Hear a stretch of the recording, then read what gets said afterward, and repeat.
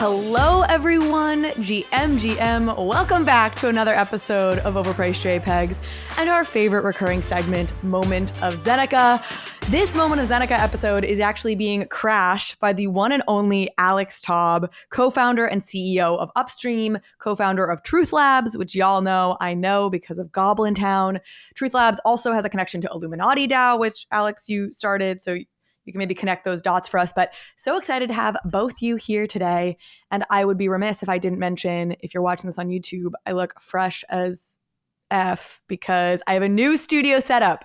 And we are actually going to be further elevating the studio setup from here. But exciting times all around. Thank you both for being here on the inaugural new studio day. Happy to be here, as always. So we brought Alex on here today because he is a big announcement that we are going to talk about at the end of the show, really dive into what he's working on and some cool news coming out of Illuminati DAO. And he'll be here for the first half of the show to do the recap with us and chat about all things happening in the world of NFTs and the metaverse this past week. We'll, of course, start with just talking about what's happening in the market today. God's Unchained is topping charts. Want to talk about that a little bit. Want to talk about the Walmart Roblox activation. Chipotle is accepting ETH for burritos or for menu items, I guess. We got to talk about that.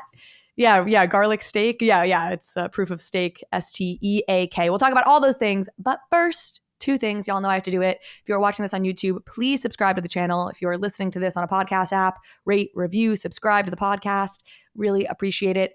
And before we dive into all this good stuff, we do need to hear a word from our lovely, lovely sponsors. There is a brand new staking feature in the Ledger Live app today. We all like staking the assets that we're bullish on, and now you can stake 7 different coins inside the Ledger Live app. Cosmos, Polkadot, Tron, Algorand, Tezos, Solana, and of course, Ethereum.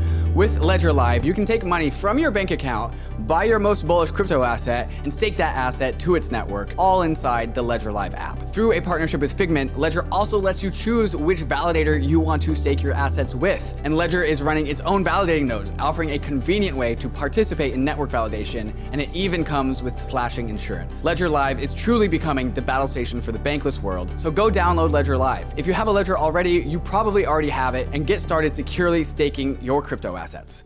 Immutable X is the layer 2 platform for crypto gaming. Immutable offers massive scalability with up to 9,000 transactions per second and instant transaction confirmation. No more gas fees, no more waiting around for your transaction to clear. Immutable's zero knowledge rollup finally unlocks the world of crypto gaming. Immutable X is the only gas-free NFT minting platform with over 26 million NFTs minted, all with zero gas fees. With the power of Immutable, gaming developers don't also need to become smart contract developers, they just need to plug in to Immutable's API and instantly start unlocking the full potential of crypto assets inside of games. This is why world-class companies and projects have decided to deploy on Immutable X, like GameStop, Ember Sword, Planet Quest, Illuvium, TikTok, and many more behind the scenes. So start building your game on Immutable X today at immutable.com. All right, so Zeneca and I always start these episodes off just like with an overview, what's happening in the market, what's the macro picture, how we feeling in the world of NFTs. Maybe Zeneca, you want to kick us off with your thoughts, and then Alex will pull you into this. Yeah, I think what's been 2 weeks since we last chatted. It's largely business as usual. We're very much still in a bear market. ETH. I think last time we chatted, it was like just shortly after the merge and ETH had crashed, which some people expected, some people didn't. But we've sort of hovered around that 1,300 mark, just chopping 5-10% back and forth. And NFTs are chugging along. There's been, in the last 24 to 48 hours, there's been a bunch of activity, which, some people are calling hopey, like being very optimistic, saying, hey, there's a bull run coming back. There was a 3,300 ETH CryptoPunk sale, a hoodie ape, which was a big sale, but that ape would have gone for 2 or 3 times as much, I think, a year ago. There was the QQL drop by Tyler Hobbs and Dandelion, which was a Dutch auction yesterday, so Wednesday, that sold out 900 mint passes at 14 ETH, which is a hell of a lot of money. $17 million. So there is liquidity. It's just, I think a lot of it's sitting on the sidelines and not necessarily going to come in and flow down. And, there are occasional projects that are popping off. Renga is one recent example. I think we'll get into a bit more later. But generally still in a bear market. Most things are bleeding out and it's very difficult to mint out a project, but there are exceptions. So yeah. How you feeling, Alex? Yeah, I mean, listen, we made GoblinTown for a reason. It's all forget it. Yeah. Dave, what's the line? Forget it, Jake. It's GoblinTown. Yeah, I think I tweeted that. I don't know. I think it's business as usual. I think there's definitely pumps here and there. I think if you're a really great team right now, it's a great opportunity to like launch your project where like there's not a lot of competition. What I'm seeing in the market is I'm seeing like people trying new things. I think, we mentioned, God's Unchained and Renga, two interesting different mechanics that they used. One, Renga has this like unboxing thing. So you get a box and then you like break a box and then you get your NFT. God's Unchained did this whole application process, which I think is really interesting, sort of like making your own community. Basically you can accept who you want. So I think, that's what I'm learning right now. In this market, there are opportunities here and there to make money. I don't think there's like, the daily generational wealth opportunity anymore. I think maybe it's like weekly or monthly. But I think it's, if you're really vigilant, you could find opportunities still. But I think for the most part, it's rough. Do you play in the Solana ecosystem at all, Alex? I think as we talk about kind of macro, what's happening, obviously, I guess really starting with Utes DGods, but in general, right, during the bear, we've seen Solana sort of relative to ETH pop off a bit. Yeah, I think it's interesting. I don't know that NFTs are the right thing for Solana. I think a lot of it's just like, for the most part, pump and then dump. But I think also most things on Ethereum are pump and dump. So I think Solana could be really interesting for DeFi. I think it could be really interesting for gaming. But I don't know that like it feels a little forced, the NFT stuff. But I think they're trying things, they want the ecosystem to work. They want people to build on them. So I don't have any, issues with that. I'm not like a maxi of anything. I think it's just, I think there are things that are better suited for those really low transaction fees, specifically gaming DeFi, that could be really interesting. NFTs, I don't know, less so to me. So I struggle with this too, and I'm sure there'll be some Solana people that'll come after me for this, but I recently put on some recurring buys for like very tiny, but for like IMX token and Flow and Matic, just because those are sort of the three kind of alt ETH, not that Matic and IMX are actually really alt ETH, but kind of bets that I'm more bullish on right now. I partly didn't do anything with Solana because I already own I'd like stacked some Solana during the bull. So I'm just like, just hold that and see what happens. But also I don't really feel like I yet understand what the Solana value prop relative to these other chains is going to end up being. Like, I feel like Flow has this real like onboarding new consumers, brand because of Top Shot, et cetera, that makes sense for certain projects that are cool with like a somewhat closed ecosystem, whatever, we can go into that. And then IMX, people know I'm fairly bullish on and have work with in various capacities on the gaming side. Solana feels like it's in this weird middle ground where I kind of agree, like NFTs there versus ETH, especially in like a low gas ETH environment. Sure, but I don't really know. And on the gaming side, I don't know that they actually have, yes, they have more scalability. Yes, they have more throughput TPS than Ethereum does right now, but like still don't have the capacity for the kind of TPS I feel like you need for like billions of gaming transactions.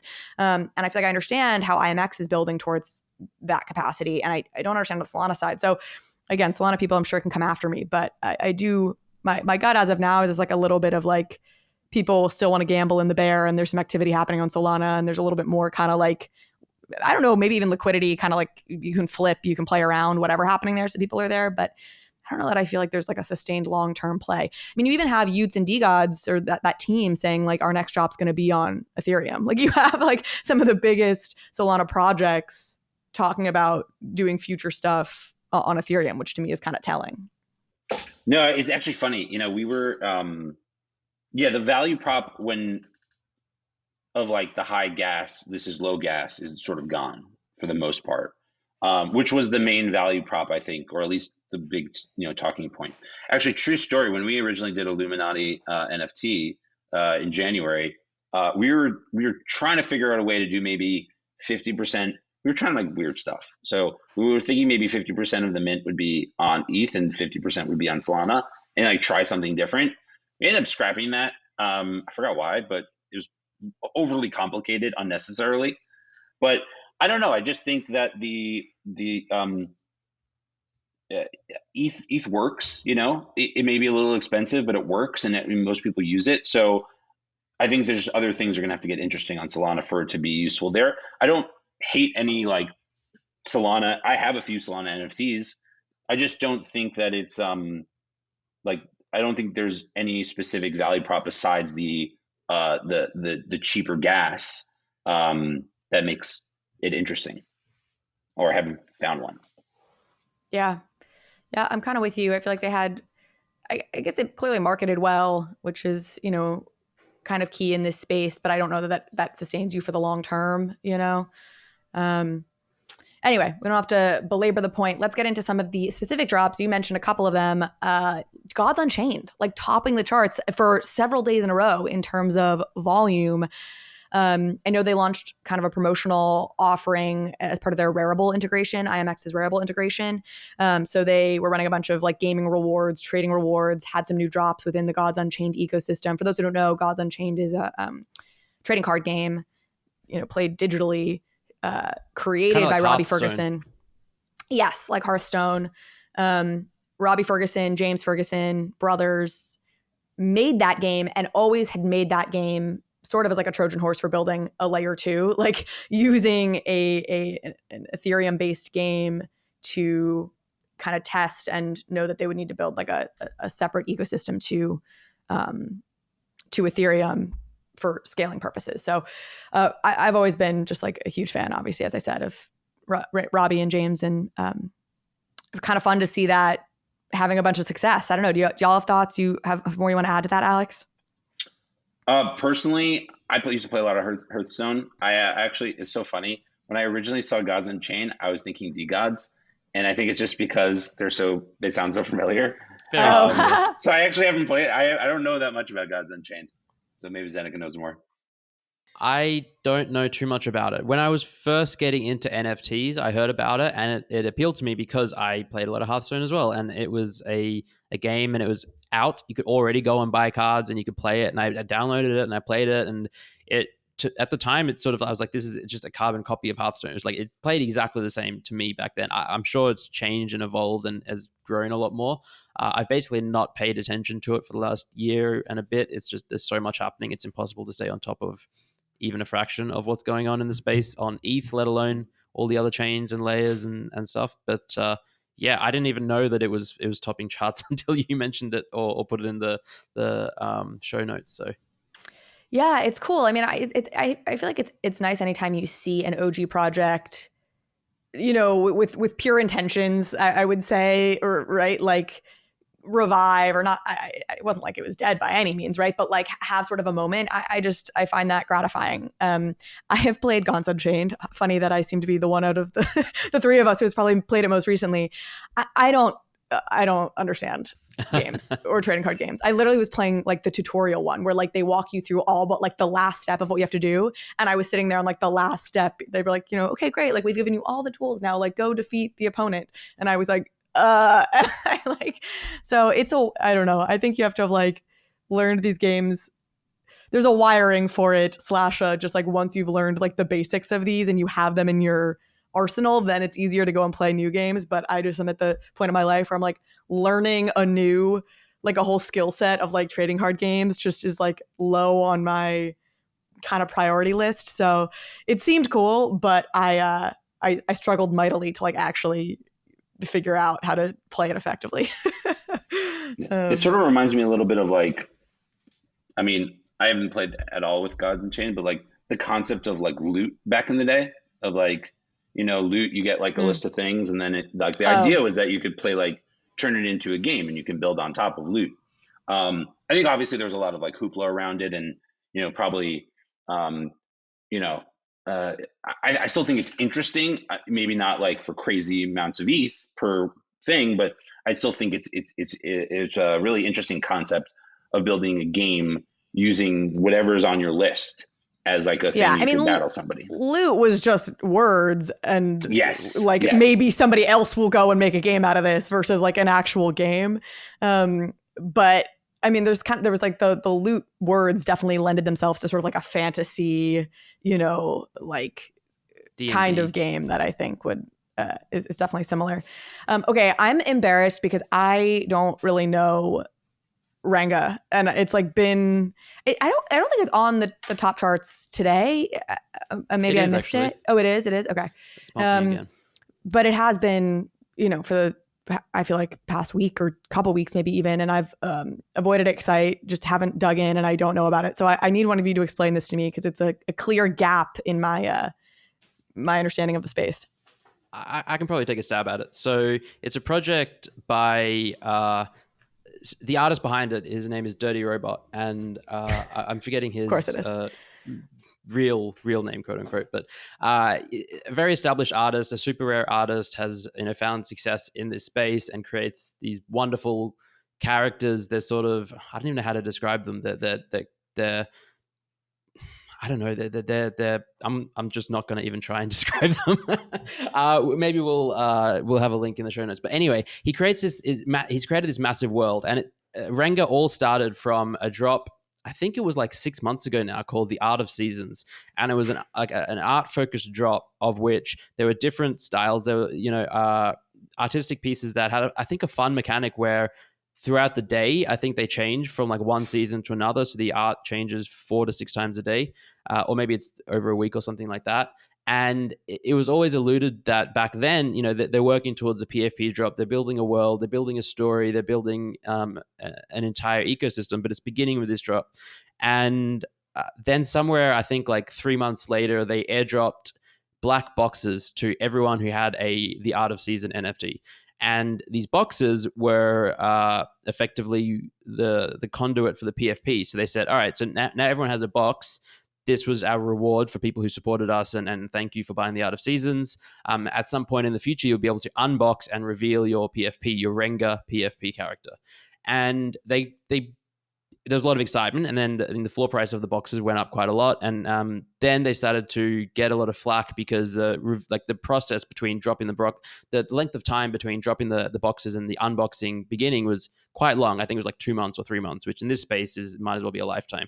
So floor price sank. There was a lot of FUD, and just generally people almost became a meme, like when unbox. But eventually, clearly good things take time. They put the time and effort into creating like a really diverse set of wonderful characters. And they had a really strong core community that, there might have been FUD, but the core believers that were there since day one really said, hey, this is, we believe in the project. We believe in the team. We believe in the artist. We know that good things are coming. We're going to wait and support. And then good things came. The unboxing began maybe a month ago, maybe slightly more, slightly less. And a lot of people have been having a lot of fun revealing their PFPs. It introduces an interesting scarcity model where, because there's a random gambling element effectively when you unbox, and every time you unbox, the supply of the black boxes goes down. So now eventually there's only a limited quantity left to unbox. And it's similar to the CloneX vials, I think, where you don't know exactly what you're going to get.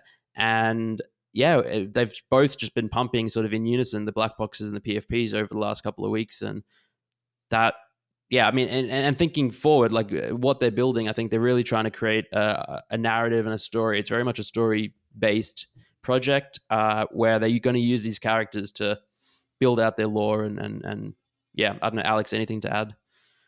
Yeah, no, I think the unboxing stuff is really interesting, and like you said, there's zero patience in this space for anything, and that's the truth, and it's sort of the sad truth because I think about this a lot because people are like, they talk about floor and they want to pump and they want this. But those people don't really want to be in your community. They're looking to sell whatever the thing is because they're looking for a pump. Yeah. And I think, people cater too much to those type of people in the space. And I don't think long-term it's a healthy thing. I think long-term it's probably a pretty unhealthy thing to just be caring about that type of stuff. And it's good on them that they took their time to get it right because, if you don't get it right, you can't really take it back at that point. So I really when I look at projects, I look at art, I look at the stuff, whatever, but I like to look at the mechanics of the things that they did and that created excitement, or and I think that the unboxing thing. I mean, it goes back to beginning of NBA Top Shot packs, right? You open up a pack, you keep it closed. You get a LeBron, or do you get someone who's not LeBron? And I think that that's really the most interesting thing to me is that I think storytelling is also really interesting. It's something we, performance art storytelling in GoblinTown. But I think that the mechanics just interest me the most. Mm-hmm. I mean, it reminds me of the project that I've been talking about a lot lately because I think so highly of it, Cryptoys, which is really fundamentally like creating a tactile feeling unboxing experience that's reminiscent of what you see with like LOL surprise dolls, really targeted towards like families and something that like, parents and kids can kind of do together digitally. So I definitely think that the kind of unboxing mechanic, which of course any reveal in this space is to some extent, but when you make it really explicit, like here's a box and it will be unboxed, it kind of just taps into these mechanisms that we as humans are familiar with from other places, and I feel like just trigger that like kind of gambling sensibility in a profound way. I'm looking at the site here. The art is sick. It feels a little bit Asian, a little bit robot-y. Has Azuki vibes. Has a little bit totally. Of That's what vibes. I was going to say is like if I were to say what I think it's most comparable to, if I was going to put it into a bucket, I would call it Azuki, even in the way that I look, the website's great. It's the same way I thought about GoblinTown. Like when you go to a website and you're like, I've entered a little bit of an immersive experience, even though it's still just your static kind of web page thing. You can tell when a product or a project is kind of bringing you into an experience and bringing you into a brand on their website. Azuki for sure. GoblinTown did it well. Karafuru, that project. I always forget how to pronounce that. I think they did it really well. I'm not even gonna worry about it. Like, there's a number of them. It's not actually, I think Cool Cats at times has done it well, but Renga is definitely doing it. 10 KTF, I feel like does it really well. This is beautiful, the website. So again, I think because I have them a little bit in like the Azuki world in my head, do we know, you were sort of getting to this, Zeneca, but like I would say Azuki's really positioned themselves in the like almost like streetwear culture brand angle. Obviously, you've got Doodles is going hardcore entertainment, IP, kind of music side of entertainment IP. You guys is everything.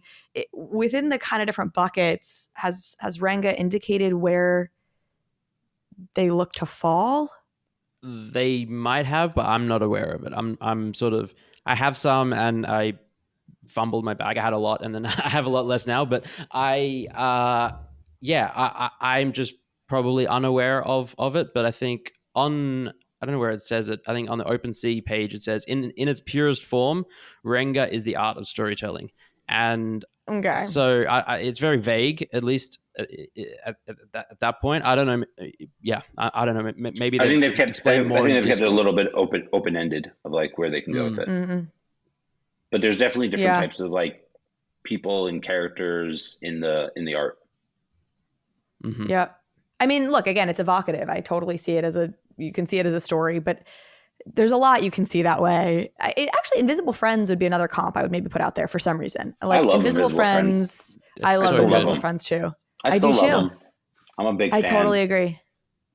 I think they're long-term. They're like a long-term hold for me. Like, what are they at these days? Probably 2, 3. 2 to 3. Yeah. Yeah, that's what I would guess. They have another one of those really strong core community of supporters that I think will be there through thick and thin. 3 ETH, 998. Yeah, 2. Yeah. Is Dirty Robot the artist? Do we know anything about the artist themselves for Renga? Other than knowing that they've released on Super Rare, I have their name in my head somewhere. I want to say Daniel, but it could be totally wrong. But it is Dirty Robot. It is Dirty Robot. Yeah, okay. One of ones on Super Rare. So I like that because I like that about Invisible Friends too, like the creative character, creative collective, whatever it all is, and like like it's an artist behind it, which gives it a little bit of like, I don't know, gives it a little bit more oomph, in my opinion, in some way, where it's like it can kind of stand on the basis of being art, because that's sort of what it is fundamentally, as opposed to like an Azuki where you have Zagabond is not an artist, is not the artist behind it. Like, you know, it feels a little bit more commercial in that sense. While we're talking about Azuki news this past week, I guess, or Azuki Rumors, which is that they've raised rumors that they've raised 30 million at like a $600 million valuation. Do I have that right? I'm not sure if it's true. I don't know. Is it like, well, what's the? But that is I do have that rumor, that's what was right? reported. Yeah, it was on the block, I think. So I think, and yeah, the block reported. Well, but it's funny because there was initially a rumor that it was getting a $1.4 billion valuation, which is why I think you've seen Azuki's actually dip recently. They sort of fell. They had this $1.4 billion valuation rumor. Then the block comes out and says 30 million on a Series A raise. I'm trying to find the. I had 400 million. 400 million. Okay, yeah, at a $400 million valuation, that's obviously significantly less than a $1.4 billion valuation, and so the floor price sort of fell on the news, I want to say, but again, it's all rumors, so it's again shows how silly we're all just like trading rumors in this space. They should not have a $1.4 billion valuation. A $400 million valuation is supremely more, I would say, reasonable. Though it's all strange in this space, right? Because you have these projects that from like an annual revenue perspective, now it's not like revenue that they can count on next year, right? But like these projects have done huge volumes, made a ton of money in a year. So I do think it gets a little weird to know how to value a company like this, where you have crazy revenue in a year one scenario, but you can't really bank on it moving forward. But like what, if a project's done 100 million in revenue, you have to value it at some sort of multiple on that, I guess. I don't know. It's very strange. Have you guys ever thought about raising for I guess probably not for GoblinTown, Alex, because you're very like, no Discord. Okay. So we're a free for all. So there's Truth Labs, right? Yeah. But I have a company called Upstream, and we've raised $20 million from investors. We've been approached by a lot of people to take money for Truth Labs. It doesn't make sense right now. It's it's very pure right now what we're doing. You start to introduce investors like VCs, etc. Just changes like the motivations, changes the dynamics, changes the trajectory. Like we have crazy stuff we want to do. Don't feel as comfortable with an investor like with VCs around it.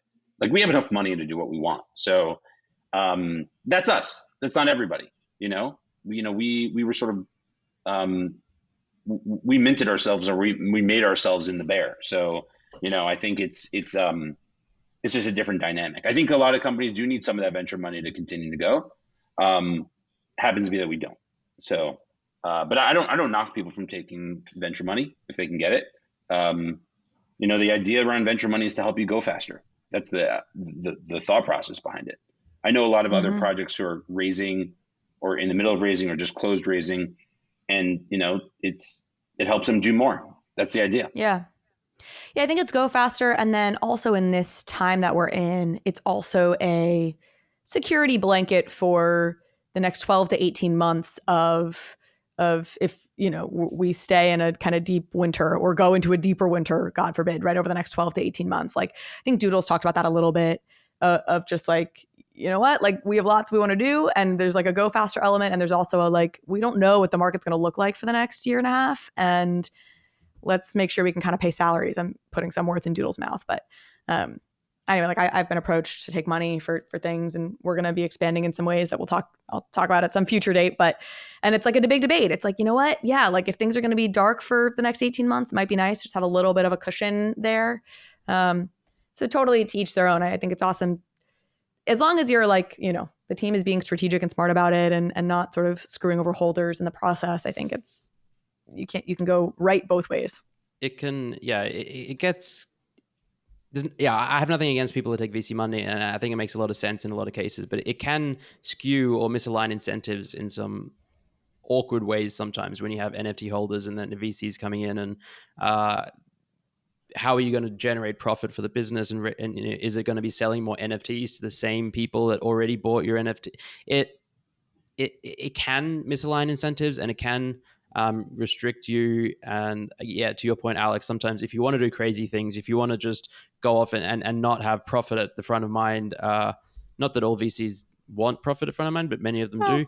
They want growth. They want growth front of mind. That's in for one sure. way or another. Yeah, Yeah. short term or long term, they obviously want a return on their investment. And I think for some projects that makes sense, and for others it doesn't. Do you have thoughts on the Azuki raise? Do you trust them to manage it properly? Kind of, yeah. I think it seems like they're coming from the startup and VC background, and so they'll. Yeah, I think 400 million is way more reasonable. Obviously, the 1.4 billion. I think that they've got a rabid community of very strong supporters, and I think that they'll do fine and they'll do well and they'll be around. They've carved out a really strong niche for themselves in the PFP space. So yeah. Yeah. I mean, I've said it since the drama, which is like, I think Zagabond's smart. Like I read his thing, like outing himself as like, what some people would say a scammer. And I was like, yeah, but like you kind of read it. Like, I also think he's like kind of a hustler and I mean that kind of in a positive way. So very mixed feelings. There were some funny like tweets being like, I would love to see the slide deck where he's like, regarding my previous scams, or like picturing Zagabond like pitching VCs and like having a slide about like That's really attendees funny. or whatever the heck. Yeah. I actually well, I don't find that. I just also don't find that VC fundraises actually affect much of the floor price of projects. Right. I actually find it to sometimes have a negative effect for the floor Doodles. price. So I don't see it to be a problem. I think acquisitions help, like you saw, like Artifact, Nike, but I don't see that VC funding has a material effect. I think it would probably have more effect on a token than it would on an NFT, like a ERC20 type of token, because there's just a lot more liquidity there. I just don't see it being or historically I've seen companies raise and I don't see it having a massive effect on anything. Yeah, well, and if anything, to your point, like I think it can actually have a negative effect if holders end up feeling like they're not a priority anymore. We've been deprioritized. Yeah, absolutely. Which I've ranted about this in the show. I think it depends on the team, right? But like in the case of like a Doodles, at a certain point you have to firm up a vision and go for a vision for the NFT to have long-term fundamental value.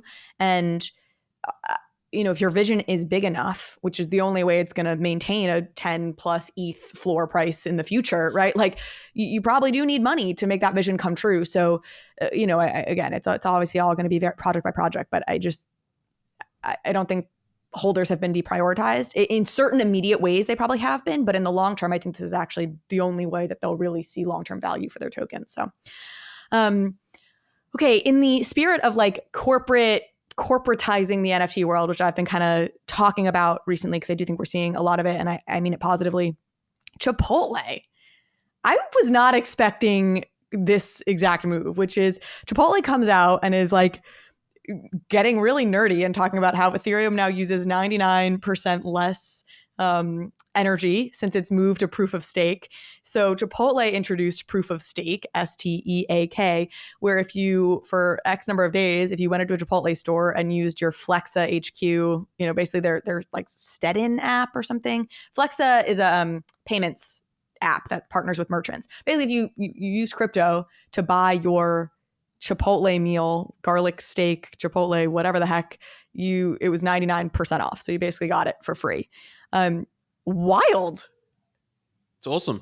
Like, yeah, it is wild to come out of left field. I wasn't expecting it. I don't think anyone was, but it's awesome. I think it's nice to see that sort of the validation that we were all hoping for, that sort of maybe companies that were hesitant to get into crypto and especially Ethereum because it was proof of work and the environmental impacts. Now they feel a lot more comfortable to experiment, at least in the area, and be like, all right, we're not going to face the environmental backlash. Let's do something. Yeah, Chipotle is celebrating the merge. Like that's a wild thing. That's great. It's a wild thing. Alex, what are your thoughts? Yeah, I mean, I think the biggest thing from the merge, because the merge didn't really affect the ETH prices, didn't moon. Well, it tanked them in some ways. Yeah, but it also didn't. I think it's also like a long-term sort of thing, but I think it didn't make gas any cheaper. People have figured that out over the last 6 months, or or 9 months. They've made it cheaper by making more simple contracts and things like that. But I think the biggest thing for the merge was the environmental thing, and corporations will feel a lot comfortable. And I think a lot of big brand corporate, entities got approved to do something in Web3 probably during the run up. And now they're finally launching their thing, or they're getting ready to launch their thing. And this aspect of like the environment helps them do it in a more confident way. And I think there'll be, just like, and I've said this a few times publicly, like, just like everything, there'll be winners, there'll be losers. There'll be companies like big brands that like don't understand the space and they come in and it looks like a cash grab and it just doesn't work. And then there'll be companies that stay true to their brand and they do something really interesting and fun and funny. And they probably have someone on the team who's like a DJ who understands the space. And there's going to be a winner or two in the space, right? I think actually, even though they got a lot of, sort of like hate and like hoopla around, like, I think like the Tiffany was like a really good example of like sticking to like what they did. Small supply, high cost. That's Tiffany. You know what I mean? That's not, They didn't make believe they were someone else, which I think is interesting. So I'm a fan of this. I mean, I think, people talk about wanting to go more mainstream. Like there's no other way to go mainstream without bigger companies involved. This is also ETH as money. Like, this isn't just like, hey, Chipotle partnered with XYZ NFT. This is like, we accept ETH, or, I mean, again, it's basically free. So it's like, I don't know what fraction of a percent of ETH, or what, this even amounts to, but like this is a distinct entrance into Web3, in my opinion, relative to what we've seen from other companies, because it's literally saying we're accepting ETH as payment, which is from Chipotle, which is huge. I don't know. It feels like that's wild to see. I don't know if we'll continue to see this, but like ETH is money. It's also a huge win for Flexa, which I'm trying to dive a little bit more into. I know they have the AMP token, but like what a huge win for them. I mean, they're certainly not alone in trying to be like the the crypto payment solution, but this certainly like cements them as, I don't know, one of the leading answers for that. If you have this, kind of nationwide partnership with Chipotle. So is Chipotle international? Zeneca, you get Chipotle out where you are? The boondocks of Germany? Just kidding. I don't think it's very international. If it is, we don't have it in Australia. I'm pretty sure we don't have it in Germany. So maybe there's a couple locations, but it's largely American based. I got one right around the corner. One of my fave go-tos for lunch. I don't know if I've even ever been to one. Like I've been to America a bunch of times, but Chipotle, I don't think I've ever visited. I remember I don't know when it actually launched, but when I was in college, it was sort of like new. And there was like, it was like, as a college kid, it was like perfect college kid food, just like make the bowl pretty cheap, super filling, great guac. It was just, love Chipotle. CoinShift is a leading treasury management and infrastructure platform for DAOs and crypto businesses who need to manage their treasury operations. Every crypto org needs to manage their treasury, and CoinShift offers a simple, flexible, and efficient multi-chain treasury management platform built on top of the extremely secure Gnosis Safe. With CoinShift, your organization can go from primitive single-chain treasuries to expressive, flexible, multi-chain features such as global user management, global contracts, proposal management, and many other features that can be shared across an entire organization. CoinShift layers on powerful treasury management tools on top of the proven security of Gnosis Safe, allowing users to save time and reduce operational burdens and gas costs. CoinShift even has data tools like account reporting across the 7 chains on which it operates. Used by industry powerhouses such as Uniswap Grants, Balancer, Consensus, and Messari, CoinShift is speeding up the coordination and efficiency of the organizations that use it. In DeFi, you have to keep up with the frontier, and CoinShift makes that easy. So sign up at coinshift.xyz/Bankless. MetaMask is the leading Web3 wallet to get you access to everything you need in Web3. If you're just getting started on your NFT journey, you need MetaMask. And if you need to fund your MetaMask account in order to buy that NFT that you've been eyeing, well, now you can do that directly through MetaMask. Just click the blue buy button on the home screen. Personally, I'm mad that I've spent extra gas fees transferring money from Coinbase to MetaMask in order to buy NFTs. I've been using MetaMask directly, and it is so much better. You can also buy stable coins and native tokens from Ethereum, Polygon, Polygon, Avalanche, CeeLo, and others. And you can do it directly with your debit card, your credit card, through Apple Pay or Google Pay. And there is now an improved buying experience on MetaMask Mobile. You'll only see tokens that are in your region, so it's personalized to you, and you'll get real-time quotes, so you know you're always getting the best deal. If you haven't downloaded MetaMask yet, what are you waiting for? Go try it out. You can learn more about buying cryptocurrencies with MetaMask at metamask.io/buy-crypto. Okay, last item I want to talk about before we move into the Illuminati DAO announcement that Alex is going to break down for us. The CFTC went after Ooki DAO. Did y'all see this? Was that English? I have no idea what you're talking about. I'm gonna be a flyer on the wall for this conversation. Yeah, I could talk about DAO stuff. Yeah. You break it down, but basically the Commodity Futures Trading Commission. There's like this back and forth between the SEC in the States and the CFTC. SEC regulates securities, CFTC regulates commodities. There's this big kind of looming question of like, in the world of Web3, crypto, NFTs, like should these things be regulated by the commodities regulators or by the securities regulators? And the CFTC just sort of threw down a gauntlet, so to speak. I don't know. They just kind of made a statement themselves. Do you want to break it down for us, Alex? Yeah, I mean, in terms of specifics, I think from what I understand is, in the big headlines were like, if you are a voter in a DAO, you may be liable for the DAO type of thing. And they're sort of like making it, I think that's like a nice, not funny, like it's a nice like headline to be like scare people. But like the truth of the matter is, if you're voting in a DAO, you're actually an owner in the DAO, because that's how DAOs work. Like you're not just a voter, you have ownership in the DAO, because DAOs are autonomous organizations. That's the idea, is that everyone who could vote is a partial owner. Now, the thing that I'm understanding from this, and I'm not a lawyer, I'm not an expert.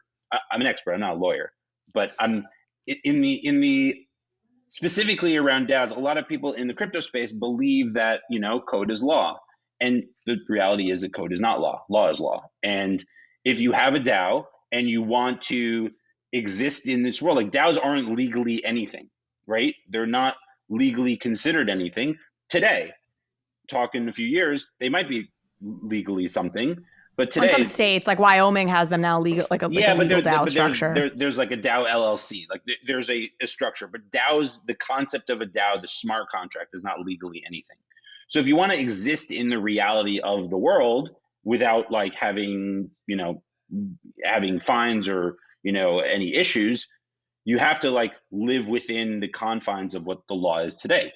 So there's a lot of different ways you can fit. So for example, there's different types of DAOs, like for example, an investment club, sub 100 people, sub $25 million, you can set up an entity like an LLC for that group to exist in. You can do that type of stuff and live in the world. And from my understanding, there was no type of entity involved in this type of thing.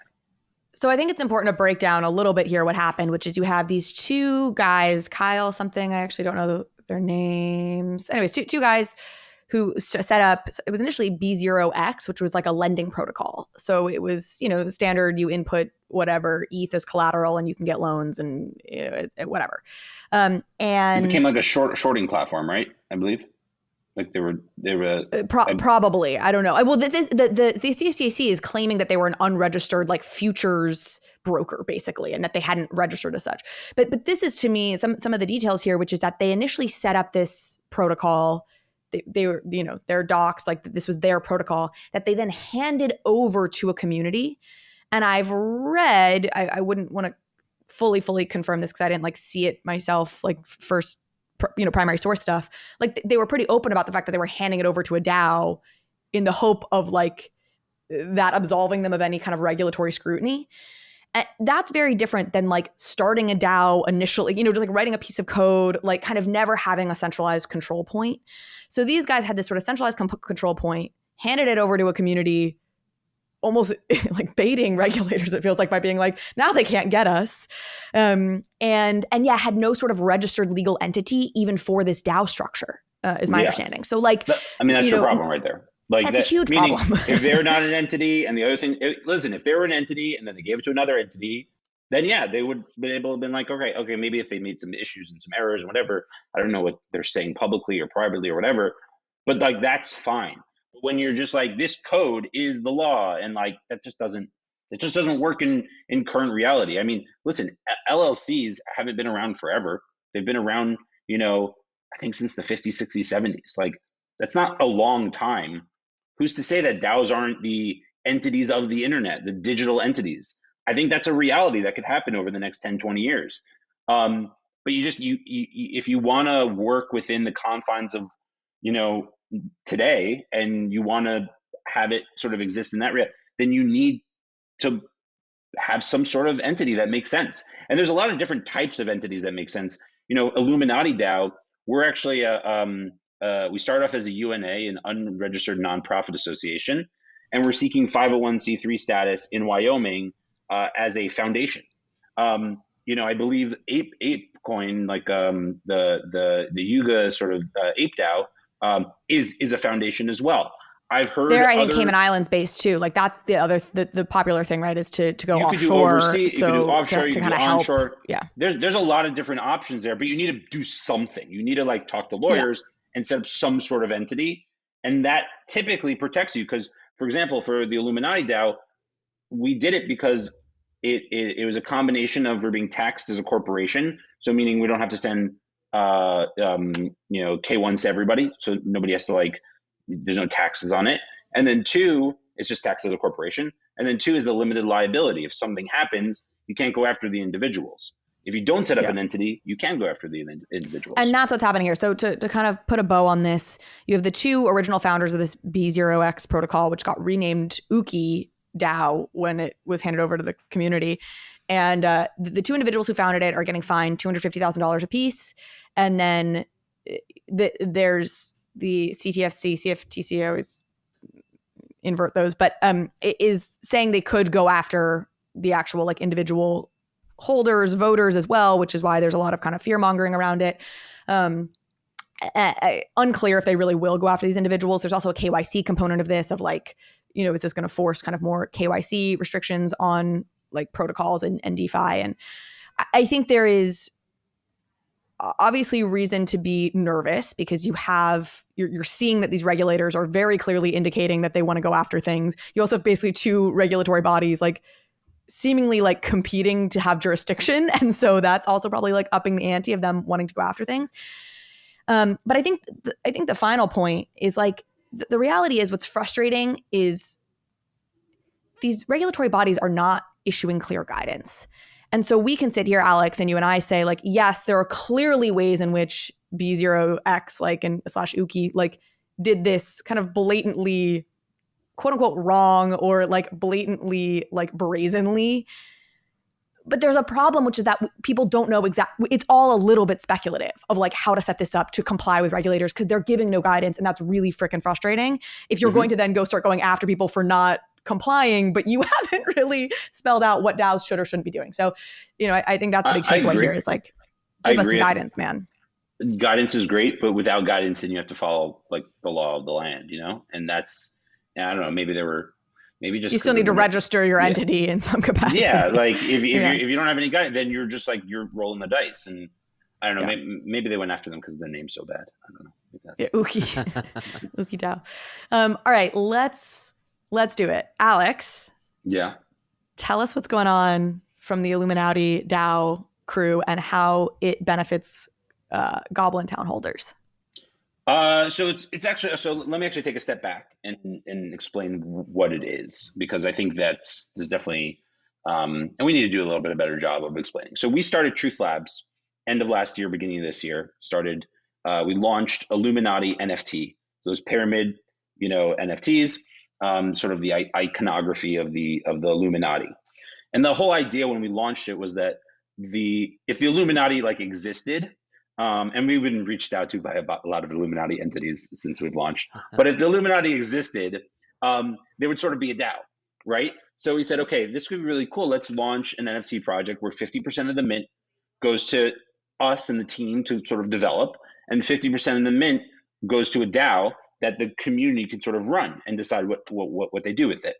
So that was what we launched. I think it was January 3rd. the 50% that went to sort of the team that was to sort of develop and end up building a lot of different things. And then the 50% that went to the DAO. The DAO can sort of decide what they want to do. Now, we end up charging 0.23 ETH at the time. It was about $800 to $1,000.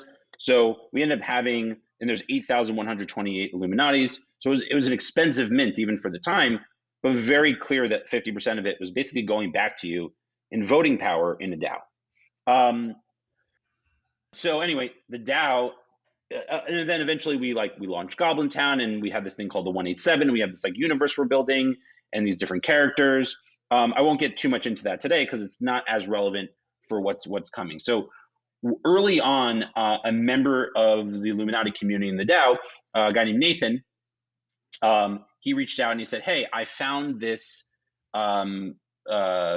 contract on Etherscan, and that predates CryptoPunks by 3 months, or 2 or 3 or 4 months, and it was an avatar project, specifically a PFP project." And he's like, "This is it would be really cool maybe if the DAO wanted to put some money to sort of resurrect it and relaunch it."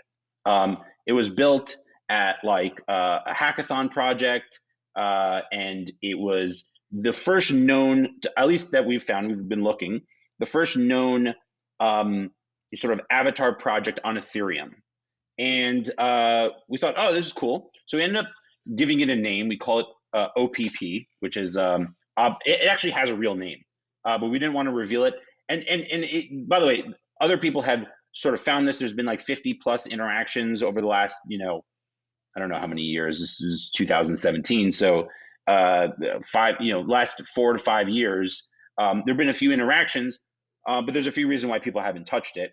But we didn't want to sort of let anyone sort of just go and run. So we've been calling it OPP, which stands for Operation Pre-Punks. And people seem to like it with the OPP, you know me. And we've been, so we pitched it to the DAO. Every week on Friday at 3:00, we have a DAO call on Upstream. And we basically, pitched it to the DAO saying, hey, this is what we found. Should we put it together? We put together, the community basically put together a document outlining what we want to do. We brought in the devs who built a lot of the Illuminati stuff, and we asked them if they wanted to go and build it. And now we're launching it this weekend. So important context here. Yes. Which is, maybe you said this and I missed it, but the original project was set up to be non-transferable, effectively, which is why it needs to be resurrected or relaunched. So I didn't say that yet. Should I cut that out, or you're saying you can say that? It's not like there's something we can't say. I can't say that. No, but that was part of it. So we wanted to stay true to the original work. It has an original name. There's actually somewhere that the person who built it, we've been trying to reach the person, we can't get in touch with them. Luckily enough, there is a place on the internet that they basically said anyone could do anything with this, which is, our lawyers were very happy about, because it's they basically said, hey, anyone who wants to play around with this, do anything, do whatever you want. They basically open sourced the entire thing, at least in their words, they open sourced it. So we felt comfortable being able to bring it back and do something. Also, this is going to be a free mint. This is not, and it's going to be a claim. Anyone who owns Illuminati will be able to claim it. But we, so one of the big issues was this was before any standards, right? One of the funny things about it is when it was like an avatar builder. So you'd come to the site, you'd build an avatar, and then you'd sort of mint it to the blockchain. It was so old that besides for any standards, but that was before any of that. Even before that, they gave you the option to enter your seed phrase into the site. That's how early it was. Enter your seed phrase to mint. Oh my God. So it's that type of level, which is really cool. So, but we wanted to do our hardest to be true to the original attempt back in 2017. So instead of updating the art, they actually used SVG avatars. So you can actually go to SVG avatars and play around with the different things that they allowed you to do. And it's a really, really robust avatar builder. It's a lot of fun to build the avatars there. And so we wanted to do we wanted to bring it back, but the big problem was okay, there's a non-transferable sort of hash token that is part of this thing. So it was meant to be like an avatar, right? So you made an avatar, was yours. There wasn't any real plans to like send it to somebody. So what the devs did is, so we came up with a little innovation around the non-transferable hash. So every initial minter will be able to use their like artistic vision to create their OPP NFT customized by them. And then in a single transaction, the OPP minters, and we're going to say the name when it comes out, just going by OPP right now, but OPP minters will register their unique hash to the original smart contract and produce an NFT using the metadata from that contract hash on the new smart contract. So like this way, your token has direct provenance from the historical contract, while being usable and meaning like being on a modern token platform and dApps and be able to be so transferred. So that's the first thing. So the hash is coming to the original minter. The other interesting thing that we did is around royalties. So we thought, okay, what can we do interesting here? And for those that here that are lawyers or make believe they're lawyers and understand like the Howey test. The Howey test is what you determine if something's a security. So it's an investment of money with the expectation of profit in a common enterprise with the work of others. And the way that like NFTs get around it is there's no expectation of profit because there's art. That's why a Warhol is in a security. And that's the reasoning behind why an NFT is in a security, whether you want to believe that or not. And whether the courts believe that or not, I guess we'll find out over the next few years. But that's the reasoning. Obviously, this is free, but you can still make an argument that it costs gas. So there is an investment of money. But the work of others is usually because like, okay, Yuga made Bored Apes, right? And I just bought the Bored Ape. I didn't do any work I just bought it. That was it. So I can't get any, if I sell mine, I get whatever money I sold it for, but I can't get royalties on future sales. But because you're building this avatar, every time that let's say you OPP, you make it, you sell it for 0.3, right? And then you get the initial amount of money, but then the next person sells it for 1 ETH, and the person after that sells it for 2 ETH, and on and on and on. We built it so that you can take 3% on every single transaction going forward. So these initial minters of OPP are basically getting a residual royalty on any future sales of that NFT, which I think is a really interesting model, especially if you start to introduce the ability for people to participate in the art creation with you. And actually, that's something that Tyler Hobbs did. Yeah, 2%. QQL. Yeah, we did 3%. See, take that, Tyler. No. Well, he did ongoing royalties for the individual who mints it. Not the mint pass, but when you go use the mint pass to create when you the NFT, that person. Create your art. Yeah. Oh, that's really interesting. So I didn't realize he did that. I was gonna draw the comparison to like generative artworks like that. But. Yeah. So so you're actually making the art. So I'm pretty excited about it. We're gonna we posted in the Discord that we're not gonna do like surprise it's live. We're almost done. There's like a few little things we have to do, but it could be as soon as tomorrow, but most likely it's sometime over the weekend, Saturday, Sunday. But we'll give people like 24 hours being like it's live. And then the last thing I want to say is the breakdown is everyone who owns an Illuminati NFT, it's a free mint. There's 8,128 of them. Then we have something called the 187. So there's 187 of those that are mint, are like there's a free claim. It's 1-to-1. So if you own 50 Illuminatis, you get 50 OPPs. And then and it's funny, like internally, like OPP, because everything in GoblinTown is like PP. It's like in our Discord, it's like OPEEPEE. But then obviously because we're children.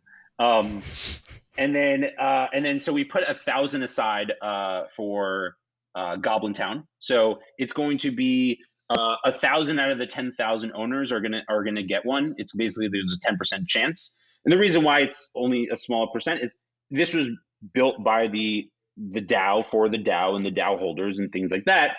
But we voted as a DAO to basically take 1,000 of them, raffle them off to goblins, just like goblins get raffled off to Illuminati holders. And then the final, I think 600 something or 700 something, there's going to be a pre-mint.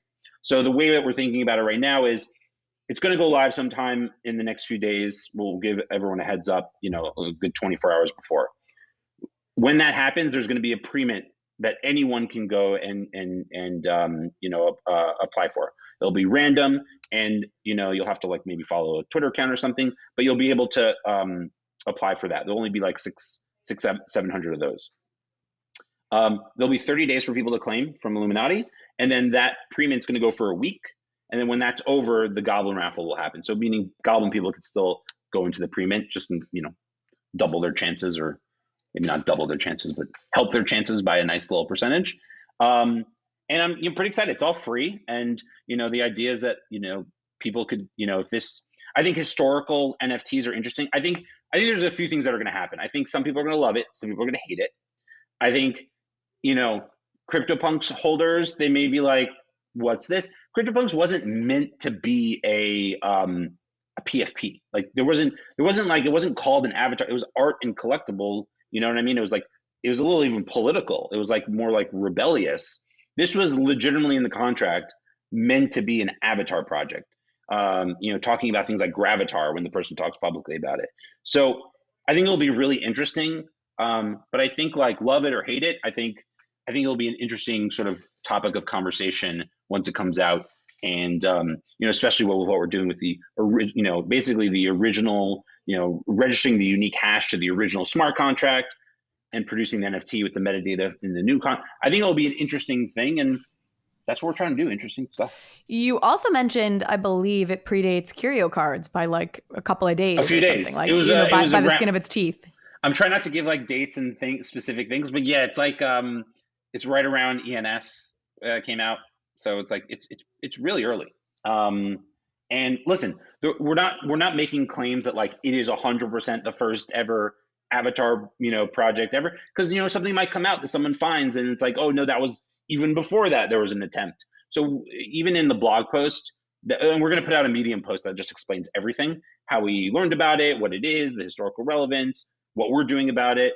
We're calling it like the resurrection. There's actually something in our original roadmap for Illuminati called the resurrection. So we're like, all right, this fits. And we're saying this is one of the first attempts of on-chain profile pic identity on the Ethereum blockchain. We're not going to make a bold claim that will like poorly age that this is 100% the first attempt. So in sum, there was this avatar creator that came out of a hackathon back whenever, early. Early And 2017. Arguably, as of right now, to the best of your knowledge, right, the first art project effectively, or like a project of its kind on the blockchain. Certainly the first avatar that you're aware project. of. Okay, I would say, but do you know of any that came before it? If I would look at the thing, I know that there's a few Ethereum projects that predate punks that are they just aren't like profile photos. You know what I mean? Like that's the whole thing here is like identity, avatar, profile photo. Everyone looks at CryptoPunks as being the first, and that might not be correct. It was a hackathon project that somebody put together, and the mechanism was such that like once you minted your avatar that you created to the blockchain, you couldn't transfer it. So it hasn't really gotten traction as people can't buy them. Yeah, right? like, so you can't like buy some of the historical people, I've spoken to a handful of them, they know about it and they just didn't think that there was much to do with it with the non-transfer because there's no secondary market you could have there, which is why we came up with some of this innovation around it. And we'll see. So you came up with this innovation to kind of tie any new avatar where you're kind of replicating the original code with the exception of like don't put in your seed phrase and some of those things. Yes. But you have this tie back to to the original contract to give it that tie of the historical narrative and to the historical piece of it all. Well, you're getting something historical in your wallet. So the person who mints it gets the historical thing in their wallet. And then the royalty aspect of it is you're licensing your NFT. So you're licensing the original hash to people. So meaning, listen, it's not in your wallet, but like if you license something to somebody, like they effectively own it. So that's the idea around it is like the original minter holds it, and by taking the royalty, they're licensing that historically significant thing to anyone who future buys it. Okay. Is it legally licensing or is it legally transferring ownership and you're taking a percentage because you were the original creator, just like an original artist would? Because I think there is an important distinction between like what rights do later holders have. in this I process? I could look at the specifics of the actual licensing agreement. I don't know that the distinction between licensing that you could do with it. I mean, I don't know that we're putting any rights on it. It's an avatar builder that like we could have came and put our own art on it, but then like you're sort of moving away from what the initial thing was. Like this person use this thing called SVG avatars. A lot of people want us to put like Gray's art on it, and we're like, yeah, it could look cool, but like at the end of the day, like it's not really the historical thing we're trying to build. Like we're also trying to keep the website really simple and how it was originally intended. Besides adding some like FAQs and some OpenSea stuff, like we're trying to keep it as pure to the original attempt as possible. Yeah. You've kind of the funny things, like I think Meebits just came out with its new license contract, whatever it was, a month ago or something, and it's like exclusive license, non-exclusive license, but like Yuga Labs, is sort of the original creator, can take royalties, and then they issue a non-exclusive license to you if you buy one, or an exclusive license to you if you buy one. I think that's what it is, with a couple carve-outs in the case of Meebits. But anyway, I mean, not the point you're trying to get at with this one. All those licensing things, that's a whole other, like CC0 versus IP rights. We could be here forever. Those those actual licenses for like Bored Apes. Listen, I have 2 apes, I have a bunch of other stuff. They're not real because you can't really do anything about it. And the fact that like Moonbirds revoked it and made it to 0, it like proves that you basically can't do anything about it. So like if someone goes and takes your ape and they go do something, and they do something that you don't like, you can't really sue them. You have to get Yuga to go sue them for you. I don't actually agree with that. You should listen to the panel we did with a bunch of IP lawyers. Look, it's not like there's nothing cut and dry here, but there's actually there probably is recourse if you're an individual holder. If you file for your copyright. We'll see. Okay. That you file for your copyright is a little different. But basically, the license is really Yuga saying we're not going to sue you. You can do anything. It's funny, when we do our next merch drop, one of our big holders, he's a guy named King. Everyone loves him. He's funny. He's on Twitter. He wants to make take a bunch of ape faces and make like inappropriate sex toys and see if they'll come after him. Just because like to like basically put it to the courts. See if like we sell inappropriate items and anyone does anything, or you can't even sue me about it. Yeah, so I don't know. I would fall on I would fall on the camp of they probably can. Having the lawyers I've talked to, now again, nothing's cut and dry, but if you file a copyright for your ape, because to sue anybody over copyright infringement, you have to file to get the copyright, right? So how did Moonbirds take it back? How did they go and say you actually don't have the rights anymore, and now everyone has the rights? Because Moonbirds never gave you an exclusive license, right? Like Moonbird's license always was, you have the right to use this, but we also have rights over it. If you're the original copyright creator, you can give rights away and still retain rights. So Moonbirds specifically, like proof in the beginning, that was sort of what their arrangement looked like. Was like, you guys have rights, but we retained rights too, which is why they were allowed to then like change up all of the rights. You're saying Bored Apes cannot at this point change anything that they've done? Okay, let me think about this. Yuga Labs. By the way, I'm sorry. We could also. Yeah. we could offline about it. No. I'm so fascinated by this because this, like, I had a whole conversation about Yuga Labs specifically. Where I landed with the lawyers that we talked to was that Yuga Labs, my understanding would be they probably could change it all to CC0 at this point. I believe their terms allow them to change whatever they want. Yeah. So, because when I asked explicitly, like, could Yuga Labs sue? Ryder Rips is the example, right? Ryder Rips is using all of that. Yuga is going after him for trademark infringement because they probably have a fairly open and shut case around trademark infringement. The question is, can you also go after him for copyright infringement? So I put this specifically to a panel of lawyers. The consensus there was Yuga Labs could probably sue Ryder for copyright infringement. They're choosing not to because it's just an easier case for them to win trademark infringement. And the individual holders who hold the copyright for the individual apes could also probably, or could certainly go after him for copyright infringement once people kind of file for that copyright registration. So I believe that that's the case if Yuga is supporting them. I believe if Yuga does not support them, yes, you'll have and I have it on good authority. Which means that you don't really have anything as a person. Meaning Yuga's not going to sue you for making a business, But I can promise you, if like ISIS bought an ape and made their face, the face of ISIS a Bored Ape, like Yuga would probably, and maybe that's a bad example because Yuga's not going to like, there's nothing that they could really like. They're killing people. Like, why would they care about like law? But what I'm saying is, if ISIS is a bad example, I keep using it, but it's a really bad example. And maybe like somebody like they just didn't like that does care about law. They could. They may be motivated to, but I think small level stuff, it'll be really hard for people to prove. I don't know. This is a fun debate. It feels like this is a debate that happens on Twitter between non-lawyers. I think it is. Yeah. Well, this is, I wish we had the lawyers on this call to do it, because I've spent so much time trying to like get it kind of clear in my head.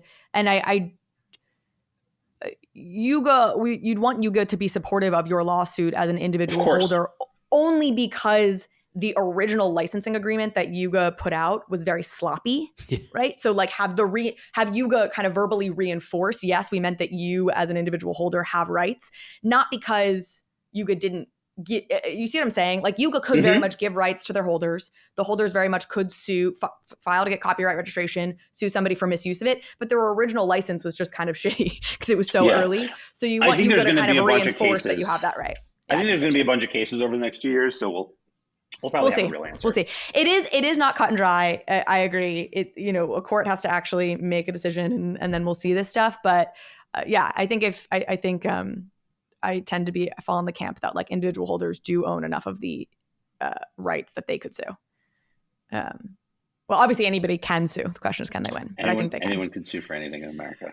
Well, sorry to derail that. This is a topic that I think is fascinating. No, it is fascinating. So cool. So so earliest known that you know of, again, we're not making any broad sweeping claims because this space is fraught with too many broad sweeping claims.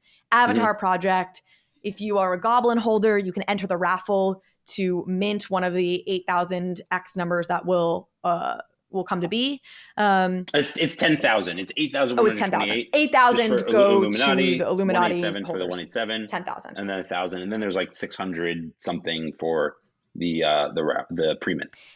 And if you mint one of these, you get 3% ongoing royalties on that as it sells in secondary for that specific, right? Of course, for that specific. And you can make it look whatever you want. PFP, like you can make it look like you. Cool. You can make it look like a celebrity. You can make it look like whatever you want.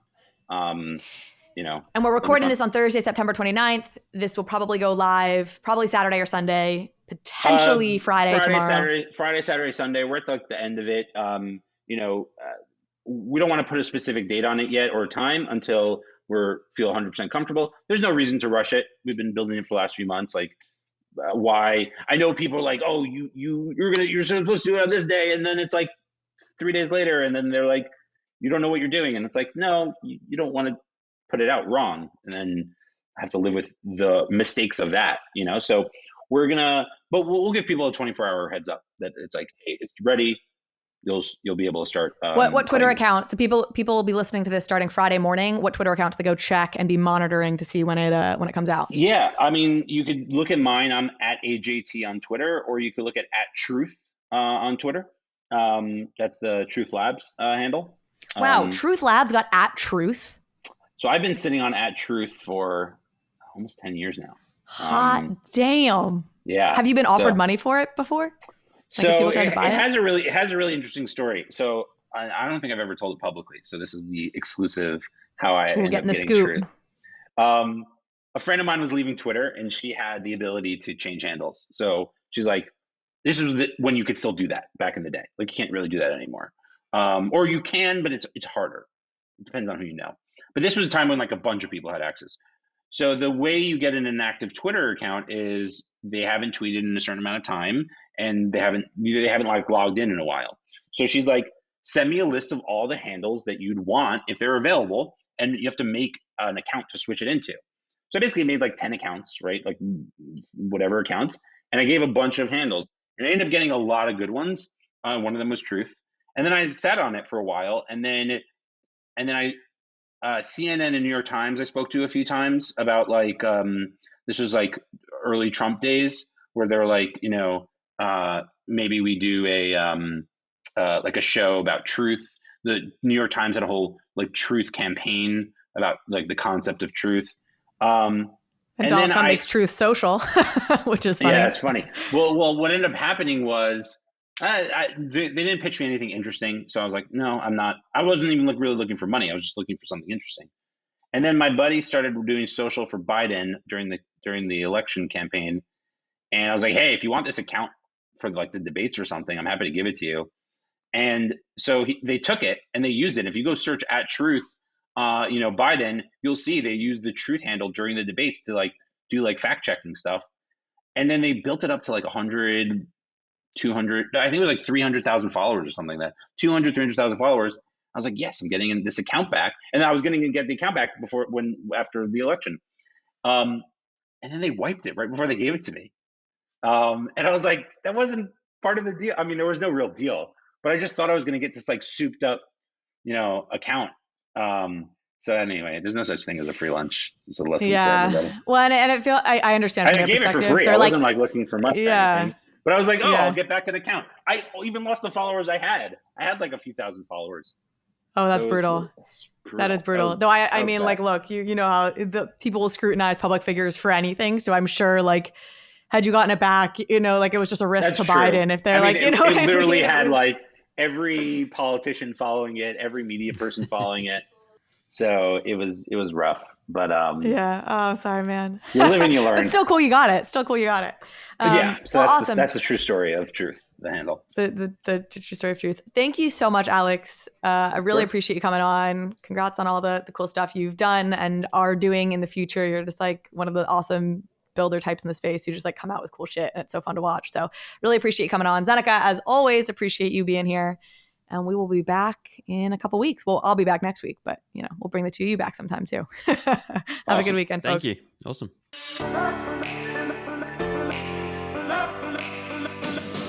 Thank you so much for watching this episode of Overpriced JPEGs. If you liked this conversation, if you liked this episode, please go ahead and hit subscribe. It helps me out, it helps the show out, and it means you will get alerts and updates when we post new content. Thanks again.